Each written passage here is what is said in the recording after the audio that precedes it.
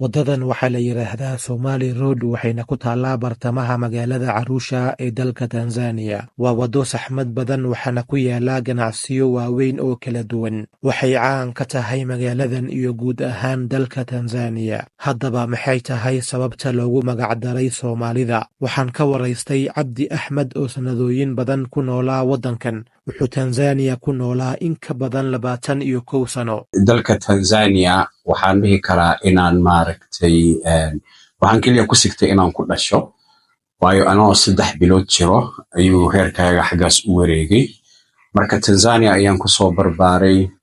waxaana maaragtay soo dhameeyay dugsiga hoose 15 jir markaan ahaa ayaan dalka Kenya u soo wareegnay laakiin markii isku dardar hadii la fiiriyo Tanzania waxaan joogay muddo 22 sano wadada Somali Road oo ku taalo runtii bartamaha magaalada Arusha si watan maaragtay xaafadda aan ku tilmaami karno xaafadda Majengo waxa weeyaan Soomaali aad u fara badan ayaa halkaas ku noolaa xiliyahan dhowna ma aha waxaan ka hadlaynaa maaragtay tan iyo kontomeedii lixdameedii Allah u naxariistay Saciid Nyota amal haddaan soo qabsado maaragtay Mzee Cusmaan Kipara sidoo kale waxaan dhihi karaa Mzee Ibrahim Sheikh Ibrahim Liban marka waxaad moodaa maaragtay ganacsi kala duwan ayaa halka lagu lahaa dukaamaha lagu lahaa makhaayadaha lagu lahaa marka taasi ayaa sababtay